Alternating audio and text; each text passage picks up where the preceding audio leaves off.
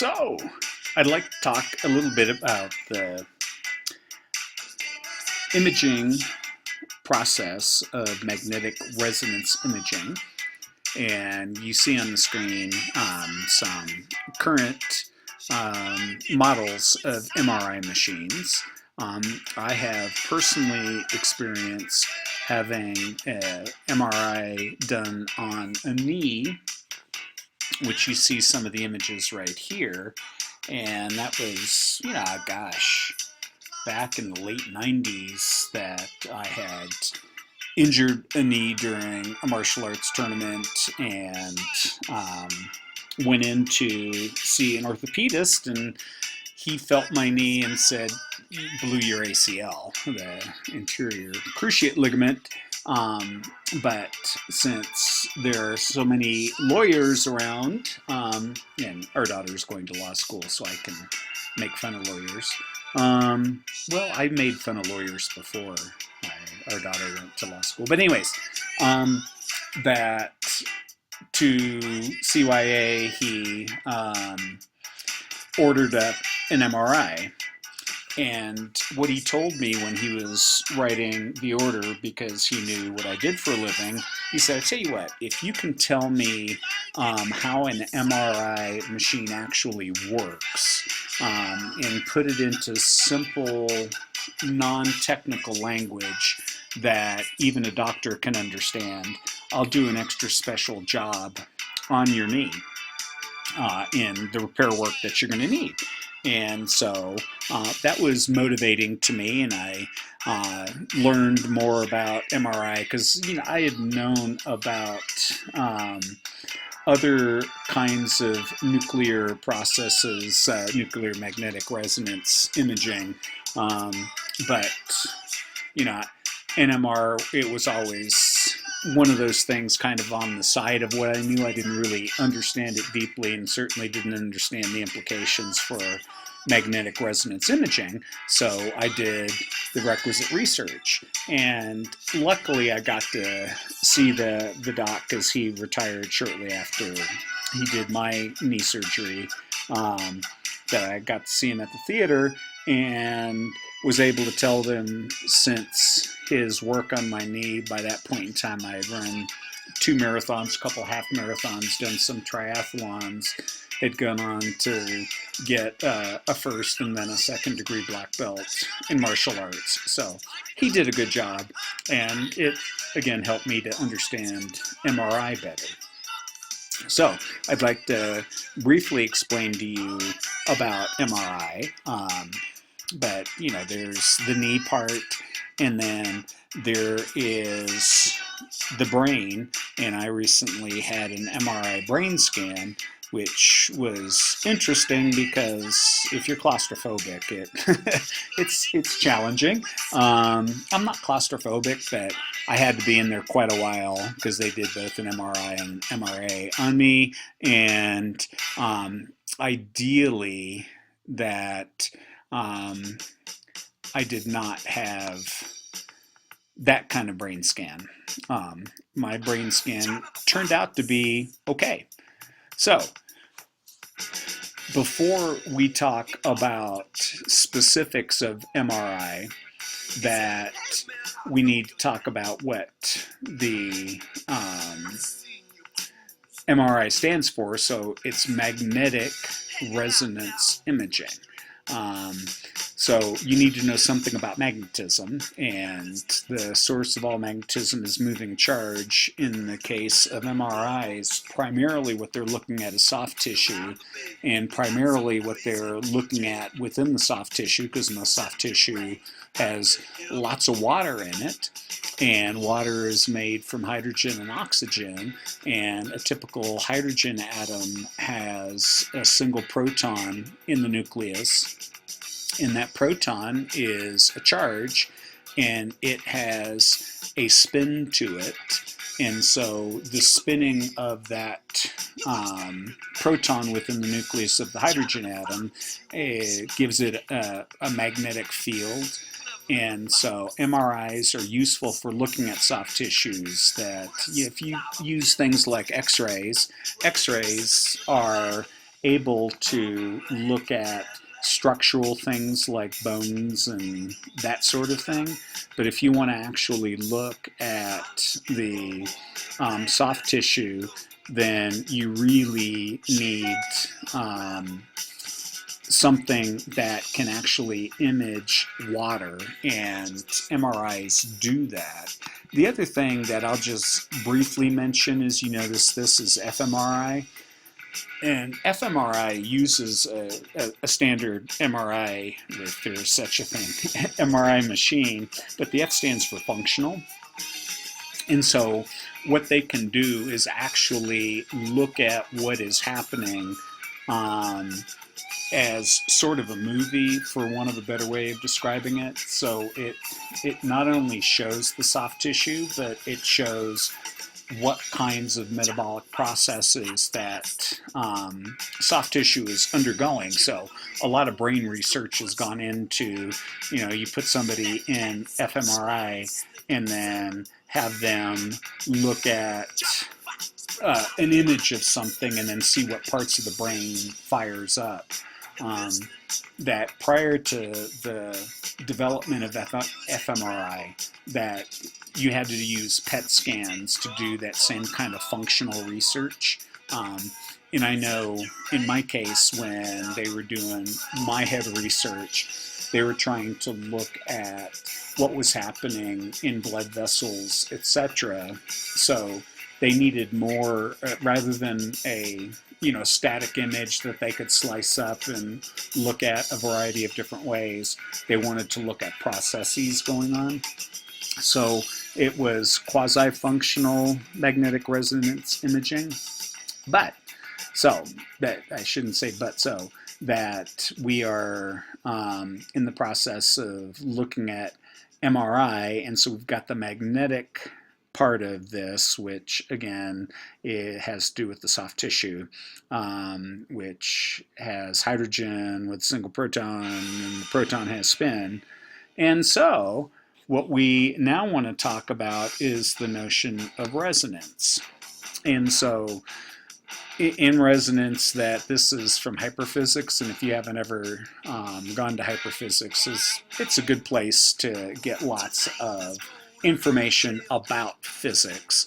It just has to do with how natural systems have resonant frequencies, and so resonance oftentimes comes up in the notion of sound, or not the notion, but in the area of sound.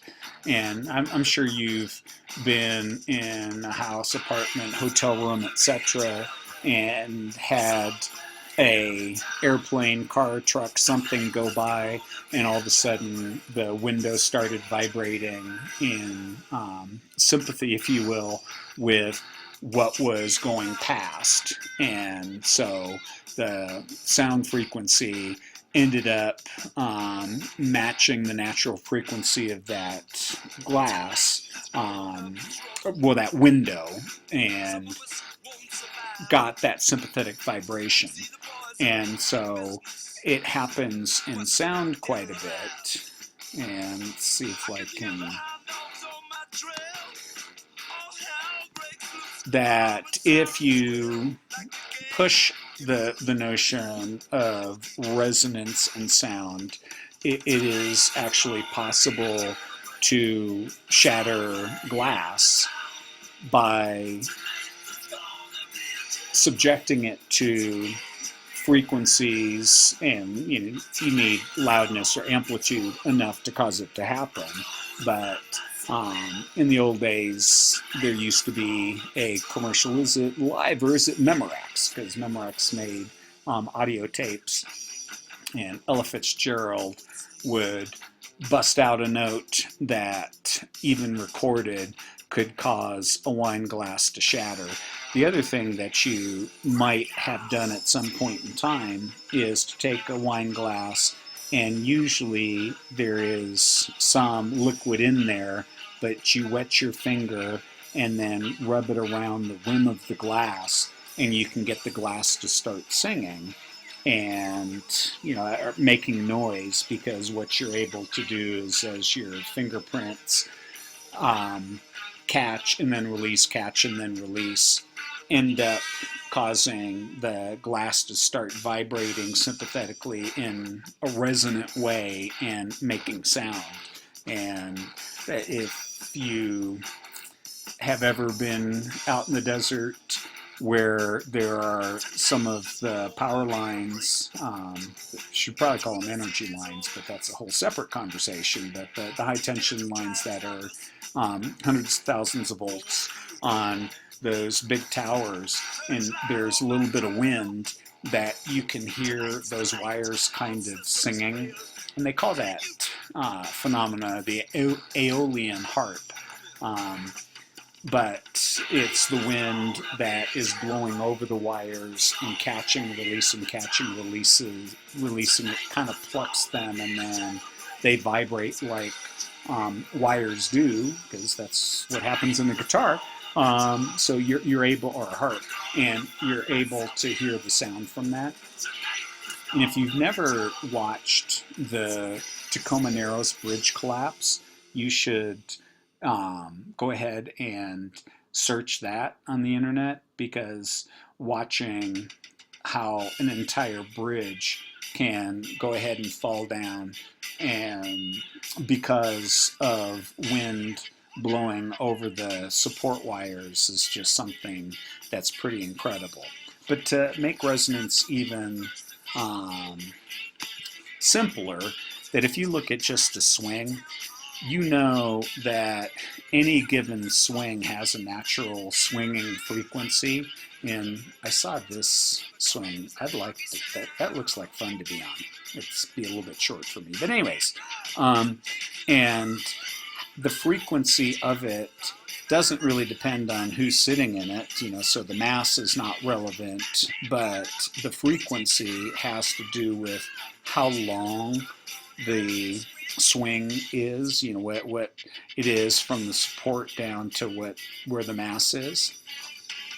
And so the less the distance, the higher the frequency, and then the longer the distance, the lower the frequency. You also see it if you watch a short dog and a tall dog walking together, that if they walk at the same speed, the short dog has to walk a lot quicker, that it has to swing its little pendulums, its little swings that we call legs, quicker to keep the same speed, because it has a higher frequency.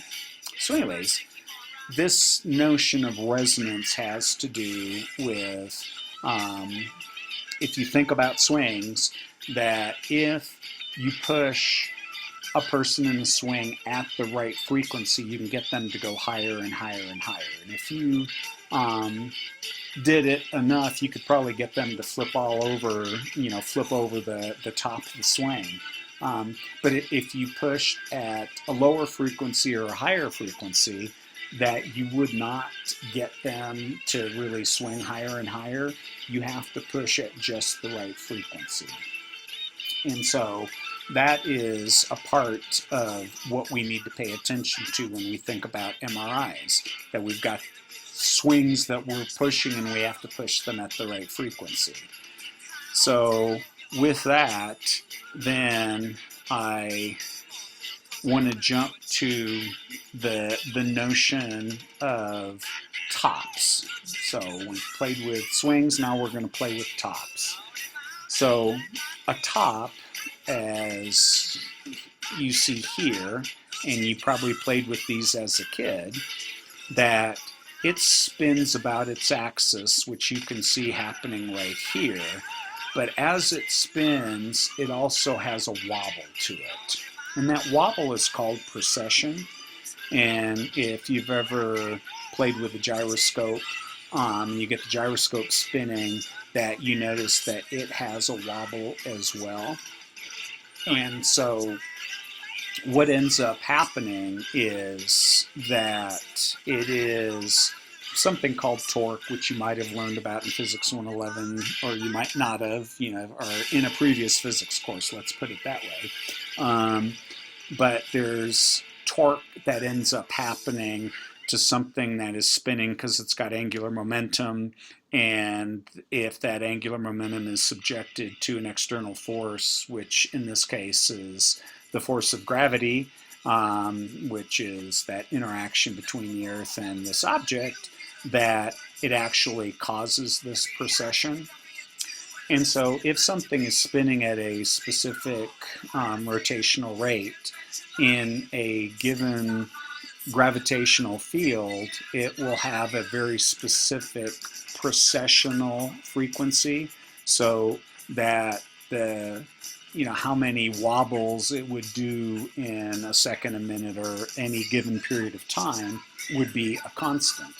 Now, if you were to take that same top and spinning at the same rate and take it on the moon, that it would still wobble, but the wobble would be slower because it's in the presence of a smaller gravitational field, so the precessional frequency is less.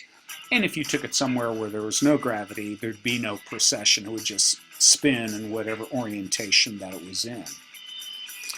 The Earth also has precession, that there is wobble, and there are certainly some people of the conspiracy theory kind of idea that it's the precession of the Earth that causes major events to happen, like mass extinctions,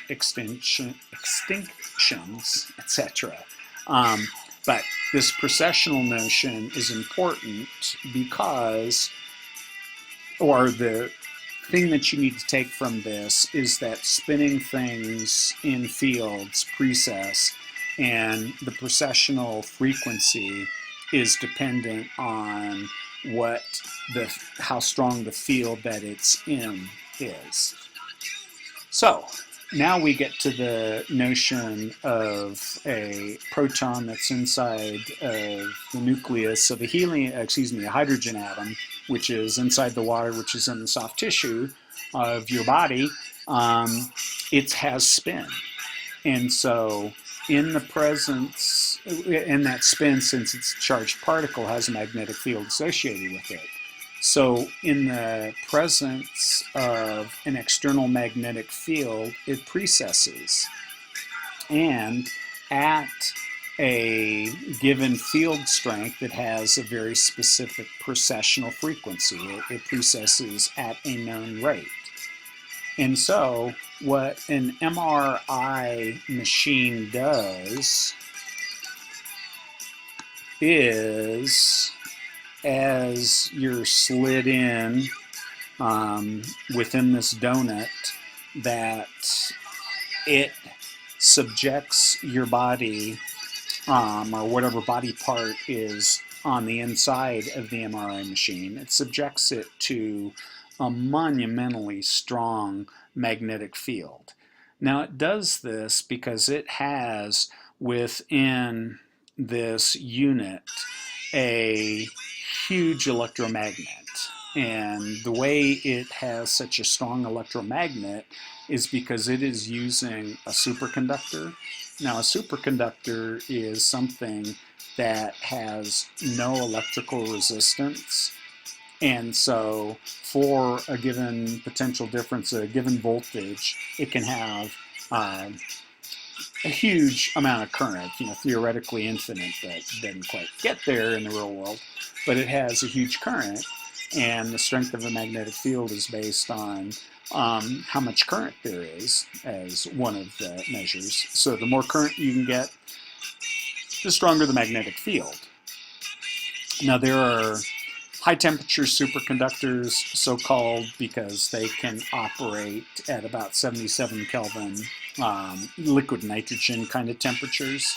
But within these bad boys here, that they need to be at something like 4 Kelvin. That's 4 degrees above absolute zero. So that's pretty cold. And to do that, they need to use liquid helium. So that's one of the reasons these machines cost so much. It's not just the creation of them, but to keep those superconducting magnets superconducting, they have to use liquid helium within here, which is something that is not cheap to produce liquid helium, because helium is not nearly as abundant as nitrogen. Liquid nitrogen, we can create that from the air. That's easy. Liquid helium's a lot tougher, because helium is harder to get a hold of, and then chilling it down to 4 degrees above absolute zero, or what is that, like negative 450 something degrees Fahrenheit. It's cold. So that's one of the reasons they are so expensive. So anyways, these superconducting magnets in here provide a base kind of strong magnetic field that gets all of the protons that are in the hydrogens that are in the water that are in the soft tissue precessing at a very specific frequency. And then there are what are called field magnets that are in here, so that if we look at a body part, that the field magnet will adjust the field at one part of it to be greater than at another part. So again, the big superconducting magnet gets them all precessing at a specific frequency, and then they superimpose another magnetic field on it that causes a slightly different magnetic field at one part of the body than another part of the body. So that means the precessional resonant frequency of the protons inside the hydrogen atoms inside the water inside the soft tissue, that some of them are going to precess faster, let's just say here, and slower here. Okay, so now you're inside this huge magnet, and then you have this field magnet on top of it, so you get all of these protons precessing magnetically at slightly different frequencies. So now we jump back to resonance.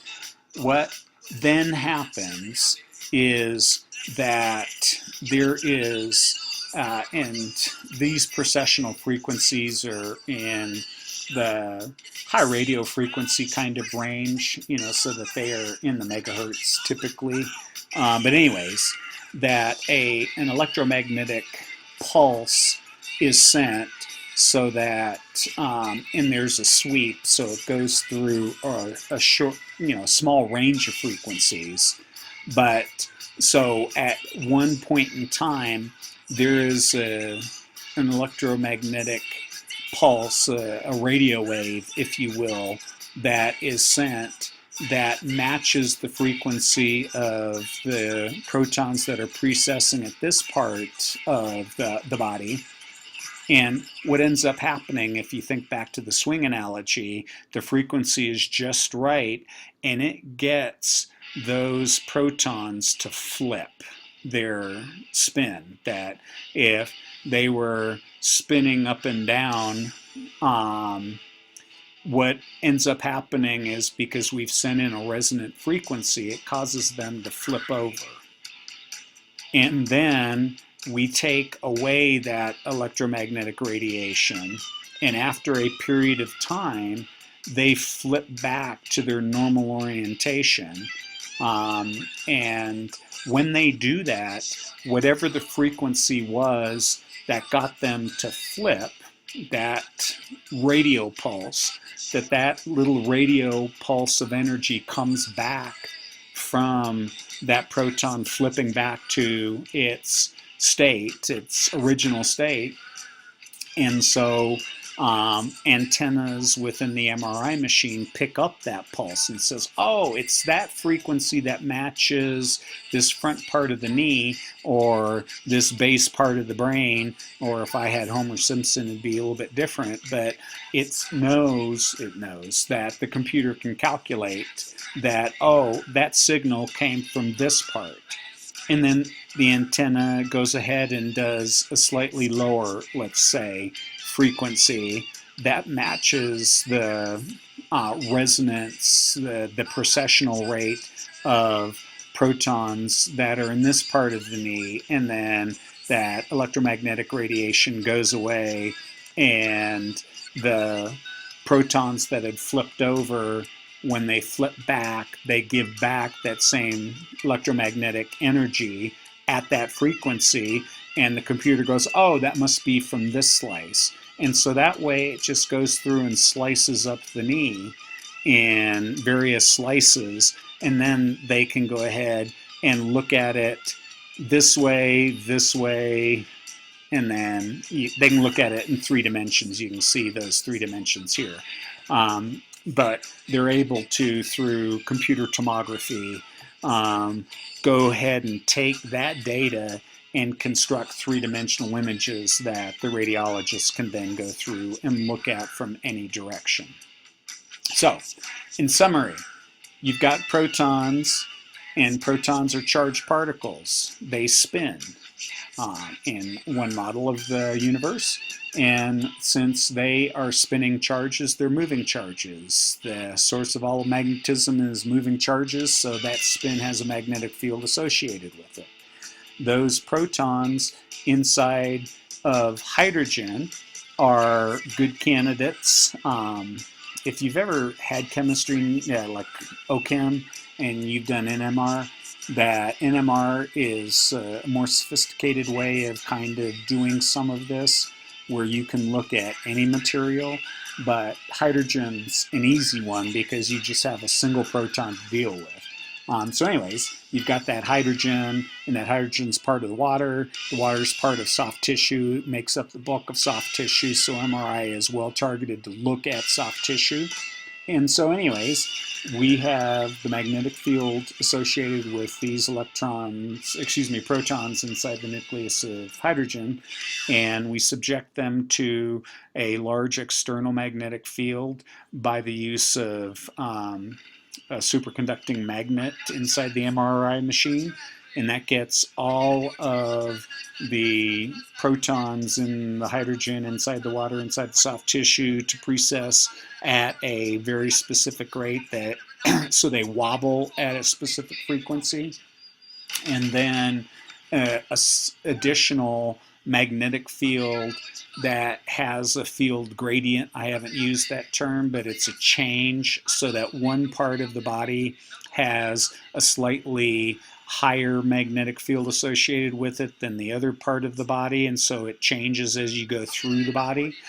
So there is that gradient of magnetic field. So since there is a slightly different magnetic field gradient, you have a slightly different precessional frequency gradient across that body, and then the MRI machine comes in with electromagnetic pulses, radio waves, for one of a better way of talking about it, and it is able to send frequencies that are the same as the precessional frequency of different slices of the body, and when that frequency matches the precessional frequency, it's called resonance, and you can cause the protons to flip their orientation. Then you take away the external electromagnetic field, and those protons flip back, giving back off the electromagnetic energy that they absorbed, and it'll be at the frequency that got them to flip to begin with, and the computer's able to calculate what slice those flips must have come from, and that's how it's able to image a knee, a head, etc. Hope you enjoyed.